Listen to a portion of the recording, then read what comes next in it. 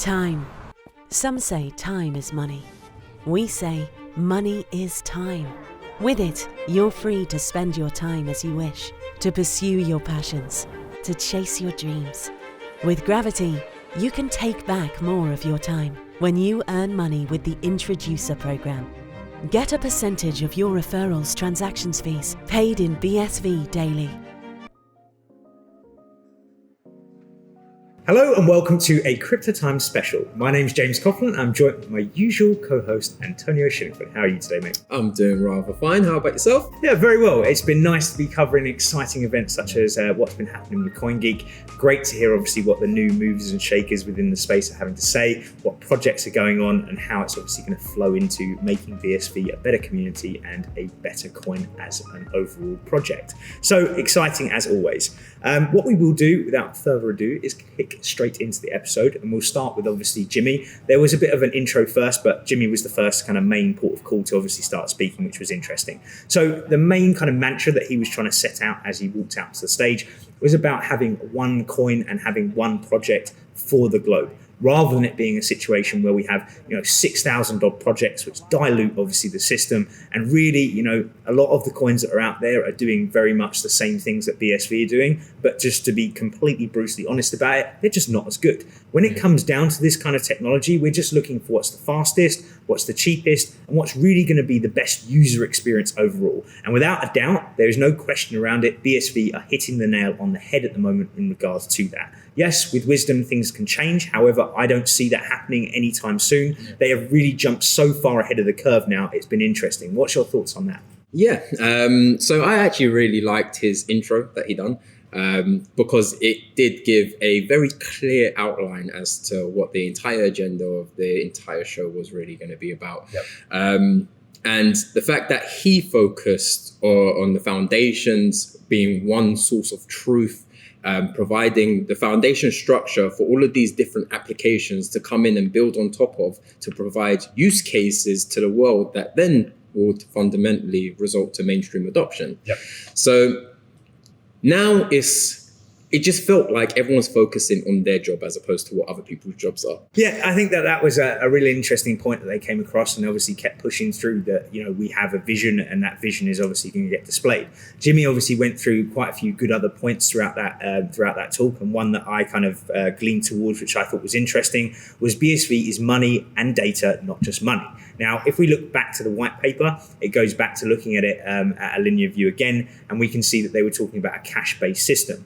But if you go through the white paper properly and you understand the way that it's written, you understand that Bitcoin was meant to be so much more than just a payment provider between A and B. Mm-hmm. It was supposed to be a set of foundations in which we can build fantastic projects upon. Now, this is something that we've seen realigned with obviously the Genesis upgrade that we've had.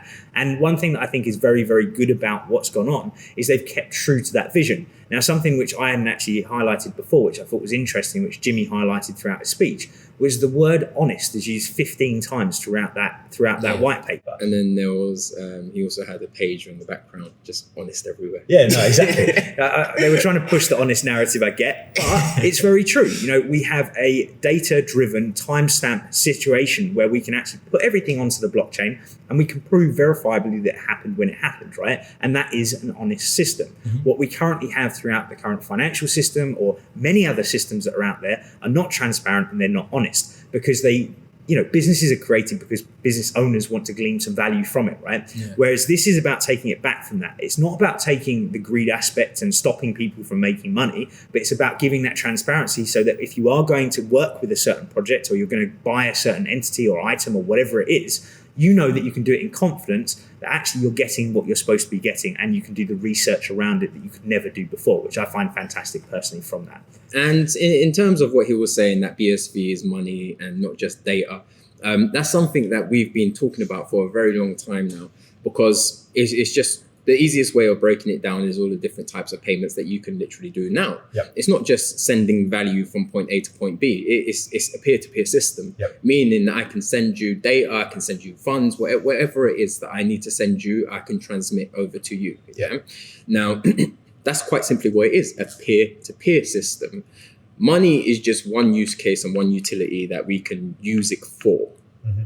I agree. And I think that leading on from obviously the benefits you've just spoken about, I'm just going to highlight the benefits that Jimmy spoke about throughout that presentation. So they put that it's auditable, public, transparent, immutable, fast, low-cost transaction, and honest, as we've mentioned, previously in this episode. He also then went to wrap up with an inspirational speech, which I always find great at these events. We always have it. Our CEO Michael did a fantastic inspirational speech at the last CoinGeek. We've had Jimmy come out with quite an inspirational speech around this as well. And I just think it set the tone for the whole event quite nicely. Yeah. So I think that, to be honest with you, covers obviously what we've seen with Jimmy quite nicely. And we'll just move on to Steve Shadders now. Steve Shadders, again, absolutely prolific in terms of the work that he's done. Needs no introduction in terms of what his title is. From what he's done in the past and how he's worked the BSV project and actually implemented the changes that they have just been prolific, to be quite honest with you. And that is what has pushed this project forward to where it is. To be honest, that man's workload must be absolutely insane. Yeah. And I think he just does typically take it in his stride. And I've had the pleasure of speaking to him on multiple occasions, and I think it's great to see, his just relaxed attitude towards it. He's not stressed. He's not, worried about things. He's just saying, we've got the good product. We know what we're doing. We've got our, dates in line, our roadmap as to what we want to achieve. And, each time they hit the nail on the head in terms of, the dates that they say they're going to do something, how they're going to implement it, and flawlessly happens every single time. Now, we can't expect the guy to be Jesus in terms of it always to continue on that way, but I think he's proven that he's the right man for the job in terms of what we want to achieve from BSV anyway. I really agree with that. So I think it's nice also to cover what he was talking about in terms of new products and features in beta. Put up a fantastic slide in relation to that. On the slide, he had about Bitcoin SV push, which was obviously interesting. That was all about new functions to provide and verify Merkle proofs. Zero MQ notifications on double spend detection, and there's more information below that, but I won't go into too much detail on it. We have MAPI 1.2, which was about callback notifications for Merkle proofs and double spends. And we also wrap things up on that slide with SPV channels, which was interesting as well. So really just to give a kind of non-tech centric, because at the end of the day, this is what CryptoTime was created for, was to give a kind of real, amicable and easy kind of view over what was happening rather than giving this kind of technical analysis as to exactly what people were talking about. Can you just fill the listeners as to exactly what I've just said means, really? Yeah, so what he was basically talking about is real peer-to-peer, not needing to go through, for example, servers, basically. Being able to use IP to IP. And in the very early iteration, and this is what he was talking about when he was on stage, in the very early iteration of Bitcoin, there was IP to IP, meaning that I can send something from my IP directly to your IP. Yeah. Now, the way internet works at the moment, I'll try and stay away from going too geeky, but the way the internet conventionally works at the moment is I request things. Very rarely do I push things out. Yeah. Most of the time I'm requesting information. The internet isn't really set up for us to really push functions out. Now, applications that do allow you to do that are like email, messaging applications where they find ways around or basically find other solutions. Sure. So now what he's basically talking about, Shadders is basically talking about, is true IP to IP, being able to go both ways. So every time he does some of these speeches and every time he comes up on stage at CoinGeek, he really does deliver new workable technology that has been worked on. Yep. And that's the thing that I actually really, really, really do like about what he does say. Yeah, it just emulates what we said at the start of that. It's not just words. No, it isn't. And it never has been. And the point being is that, as I reiterated earlier, it's a point of that hits the nail on the head in terms of what he's trying to achieve and why he's trying to achieve it. He always makes the public aware of, which is always a good thing. Yeah. Every time he comes on stage, it literally just feels like he's like, here you go. And this one's working on. And he seems to drop these kind of like huge bombs, right? And it's just like, it's just the most relaxed thing that he does when he does it. It's like, yeah, I've got this great new thing. It's better than every project out there. Boom. It's like mic drop moment. So yeah, Steve, can we see you do a mic drop at the next one? That'd be great, mate. Yeah, that would be wicked.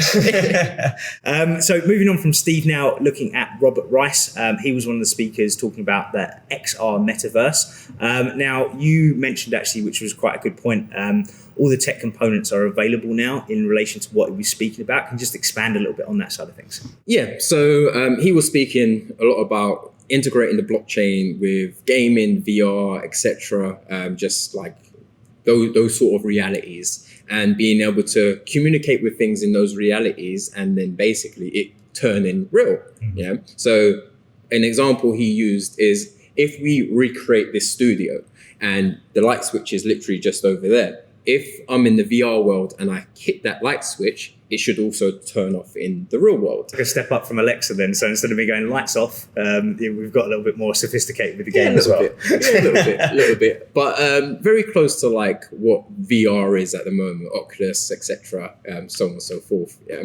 But the good thing about that is because it does sound like it's something very, very futuristic. Yeah. And we know this as well because we have been looking into it and we've toyed with it and played around with it.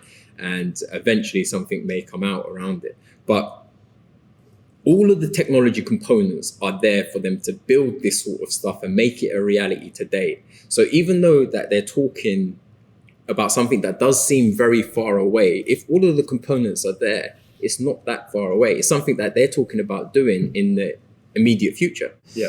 I mean, that's basically what I took from it, was that, fantastic in terms of what they were building out there, but I still see us kind of 3 to maybe 5 even years away from actually being able to implement all of that tech. But the point being is that we're working within an emerging market, right? We're working with something which is paving the way in terms of what's going to happen in the future. It's not going to be something that just comes to fruition overnight. And I know that we've grown up in this culture of Instagram, of instant gratification and getting everything just as you want it, but it does take time. These huge projects that are being built need to obviously have huge amounts of investment and infrastructure put behind them for all of these things to connect the dots. And it's not something that's going to happen overnight, but what we do realize is that, again, the product that we're working with, BSV, has got all of this fantastic infrastructure which is just getting better and better day by day.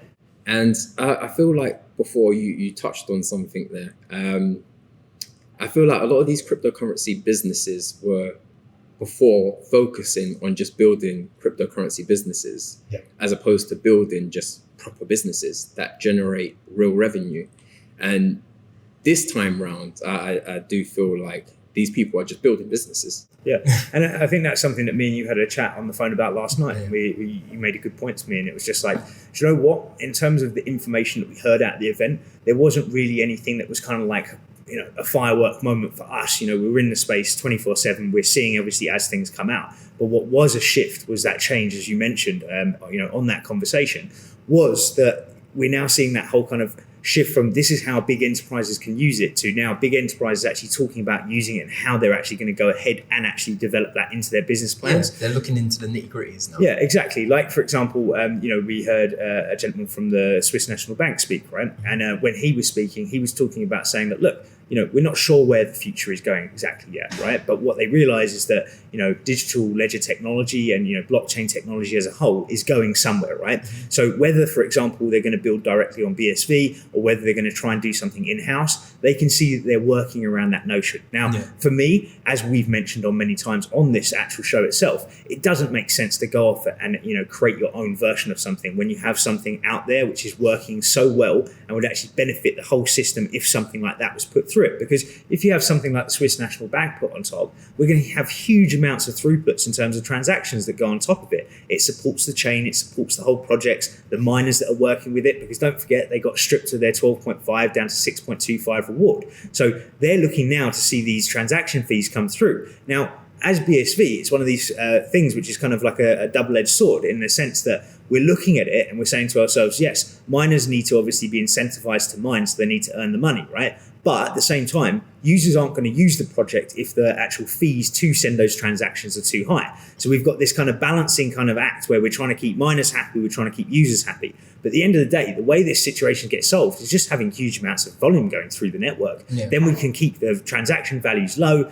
We know that the miners are happy because they've got that throughput coming through that they need. And also the user's happy because he can transact at the cheapest value he can possibly transact at. Because at the end of the day, whatever people say, it's still something that I think about to this day around, Twitter. If I want to hit a like, I'm not thinking about that costing a fraction of a penny or having money in a wallet to do so, right? So there has to be reasons around this stuff that makes it a much better service for me to use. And yes, they've done that with many projects and they've eradicated ads and all these different things. But it's about making that system as streamlined as possible and actually making it as good as possible. And that's something I really see happening at the moment.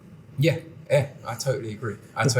And with that is literally just completely highlighted on the importance of the ability to scale, consistently so that all of these companies, they don't have to worry about the foundations. Fees are cheap. Like, all of these parties need to be happy for us to even start thinking about mainstream adoption. No, exactly.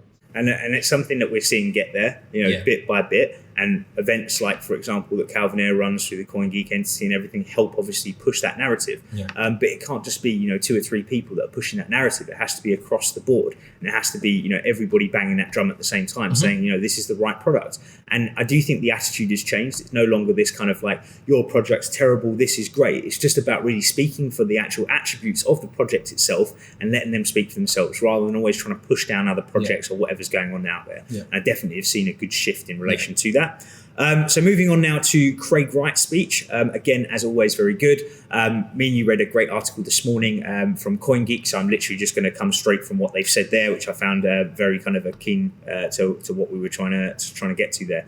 So to close the day, nChain's chief scientist, Dr. Craig Wright, announced some ideas for which the company has been filing copyright applications. Some just tonight, he said.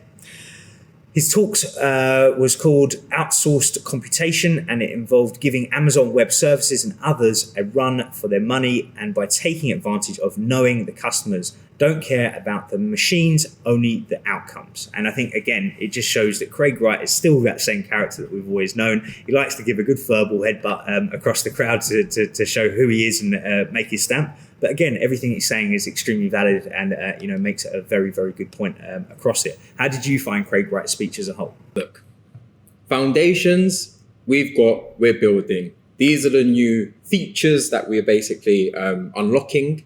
And these are the things that you guys have got to play with.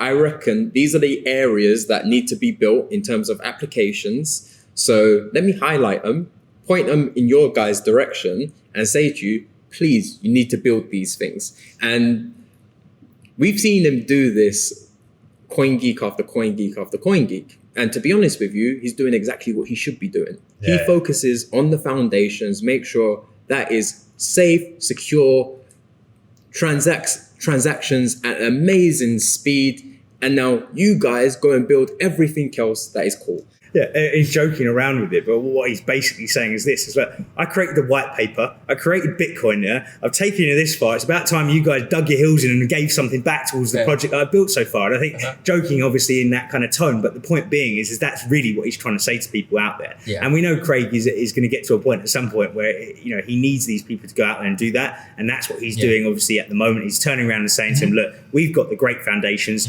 I've set everything up for you, businesses that you never dreamed of could have been possible. And this is something he said at a previous event that I was watching. Businesses that he didn't even believe were possible is what he wants to see people building. Yeah? Like, for example, when we watch, say, Netflix at the moment, we pay for a subscription per month. What about if we change that to paying per second as we watch? That was examples that were given in relation to this. Yeah? So businesses that we've never seen before, or maybe even car insurance done in the same way. You're driving your car and you're only paying for the insurance while you're actually driving it, rather than all the other outside stuff that possibly come in. And I actually really liked his segment with the hackathon, with the guys from the hackathon. So they all gave their pitches, explaining what their product basically was, or what their solution was. And I really like the approach that he took, as opposed to tearing them apart. It was like, maybe you can do things this way, or we've researched into this and you can maybe utilize that to do this better. That's not the Craig from 2 or 3 years ago, is it? No, definitely not. he's definitely become more commercial and things. And I think that, to be honest with you, that's a testament to him, and it's also a testament to Jimmy, because I know that Jimmy's been working with him well on that scenario. I think it's really kind of it's moved on a lot, which is nice. The thing is, I can understand where, of course, those frustrations come from, because if you know you've built something and then everyone else is telling you how literally to use the thing that it is that you built, then I think after a while you got a right to be a little bit cheesed off. No, even that silly comment that I laugh about, but it's not a silly comment really, which is that, if you don't get it, I'm not going to sit here and spend the time to tell you about it, or words to that kind of effect, right? And I remember when I first got involved in this game, right? And, people were asking me questions about it, super enthusiastic, answering. Once you've been in for like 5 years and you pop down to, say, a local pub or a local restaurant, and people are asking those questions again, and it's the same people that were asking 5 years ago, similar questions to what they were asking then, what's it going to happen with the price? What's going to happen with this. I've wanted to use that phrase on multiple occasions, I've got to be honest. I get it. I do get it. And being the guy that wrote the white paper in the first place, in our opinion anyway, really does, mean that question, that question is going to be, targeted in from everyone, whether it's news and media, whether it's the general Joe down the street, or whether it's someone else. So look, I understand his frustrations. I'm not going to say I always agree with them, because that, is another subject. But at the same time, I understand where he's coming from on certain aspects when it comes to that. So seeing, as you said, that shift to him now being kind of like, look, I want people to build. I can see that the best way to build is to help people out. I'm not saying I'm going to build your project for you, but I'm going to point you in a direction. This is a very complicated sector. Now, a lot of these developers, they have to re-engineer the way their brains work to develop on top of Bitcoin. Yeah. So you need that. It's basically like a bit of an educational system. That's really what needs to be done, is an educational system to teach a lot of these developers how to properly develop on top of Bitcoin and build their applications, proper businesses, etc. Sure. So it's like the first linear versions of that. No, I agree.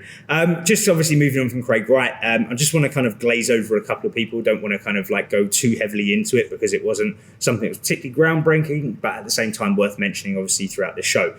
So obviously we had Simply Talk with Lauren and also Angus, which was interesting. They spoke about, firstly, the history of Bitcoin and how they kind of got to where they've got, and obviously the benefits that are out there in terms of, what CentB can do for, the continent of Africa, and how it can help, with certain things. Again, doing research in CentB, they're not 100% where they need to be in terms of the fact that I know that they want to bank the unbanked, but my understanding is you still need some sort of home address or a physical address to obviously attach that to use the services. However, making baby steps and good steps, as it were, towards making that happen. Like, for example, people being able to pay their gas and electricity, able to top up their mobile phone, able to send cross-border payments, different things like that, which has made things possible that weren't before. So look, they're making those really good steps, and again, thumbs up to you guys, because you really are helping the community move towards the right light, which I think is good. Yeah.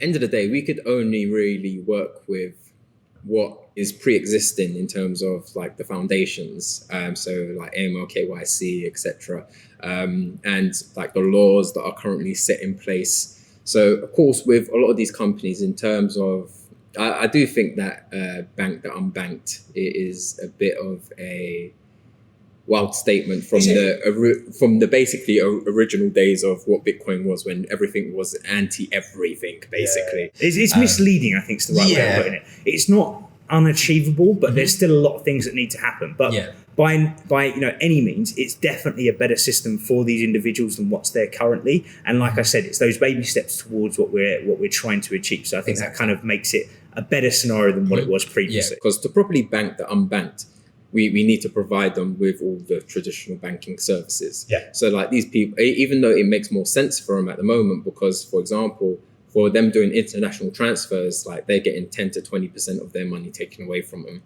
So it actually makes sense for them to do it, because they have to really worry about the volatility. They've got 10 to 20% to play with. But I agree. But just to throw a kind of a curveball in there as well, right?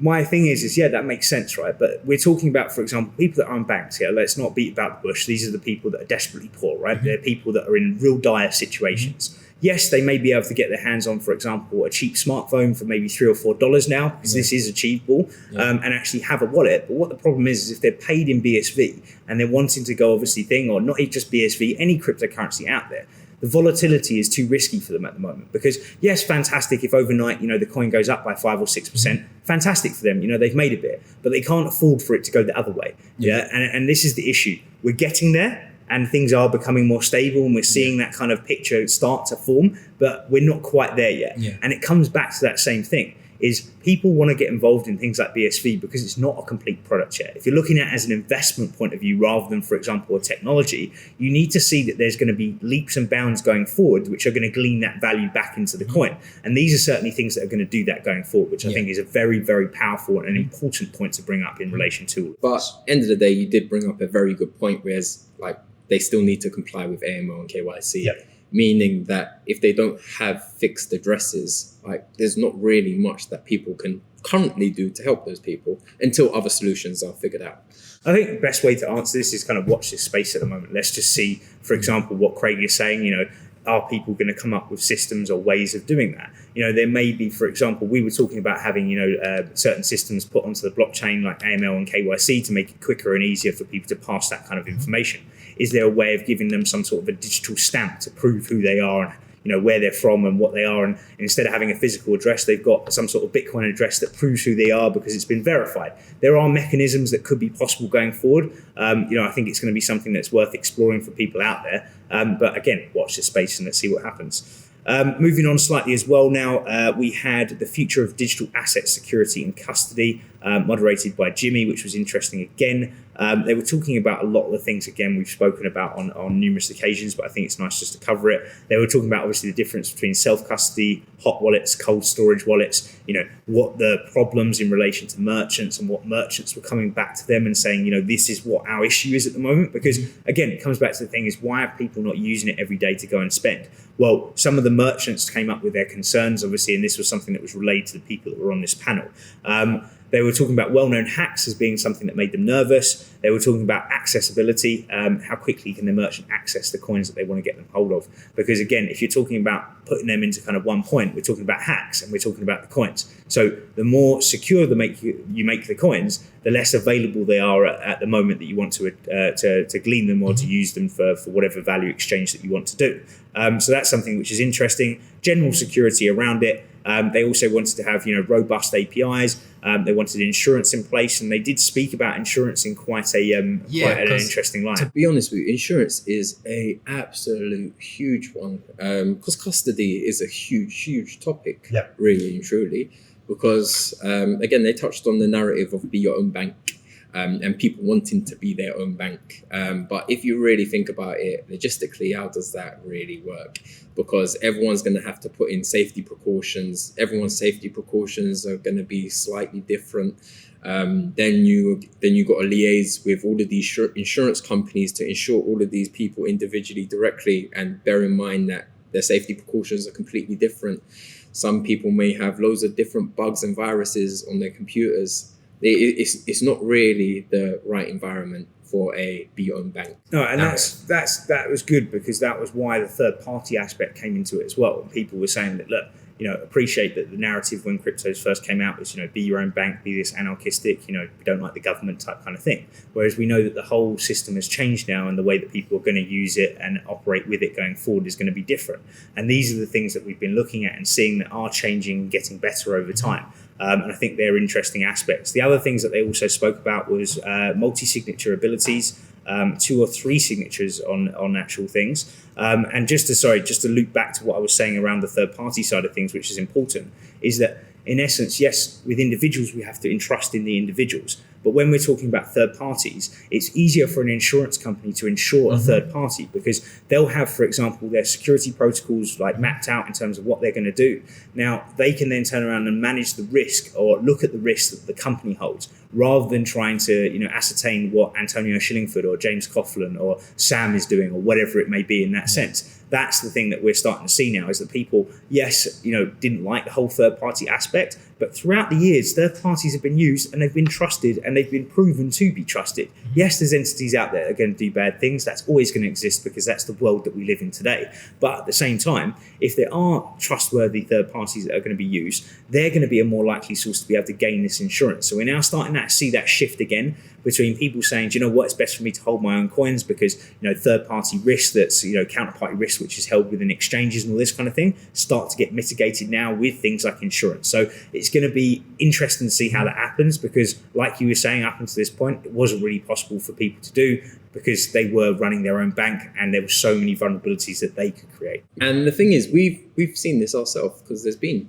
tons of hacks within the crypto space. Like loads of these exchanges, loads of these different companies have lost their coinage, let alone individuals within the crypto space. There's loads of that's happened. So that's why it's been a massive issue for a lot of these custody models to get insurance. But now everything is everything is literally heading down a corporate structure. And for corporate structures, people are going to want insurances behind their custody models. So it's lovely to see that finally some insurances are getting applied to some custody models. And I think it was interesting as well because These are conversations that we've been in forever. Yeah, and the lady that was speaking about it, which was interesting, was that she actually went down the route of speaking to Lloyd's of London, obviously one of the biggest insurance providers out there, and that's who they've been speaking about on this kind of level. And these are the people that are now entertaining conversations like this. I mean, years ago, people in the crypto space couldn't even get a bank, let alone insurance.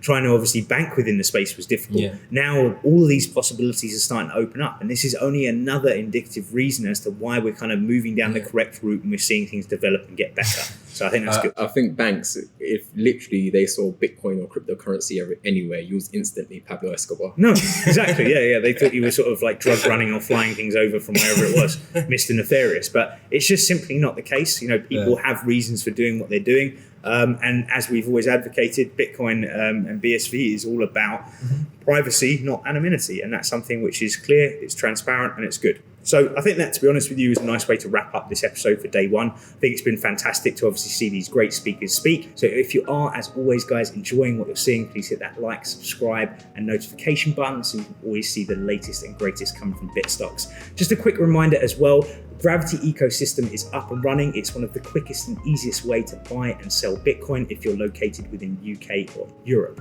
So as always, guys, thank you so much for watching. Bye for now. Peace and love.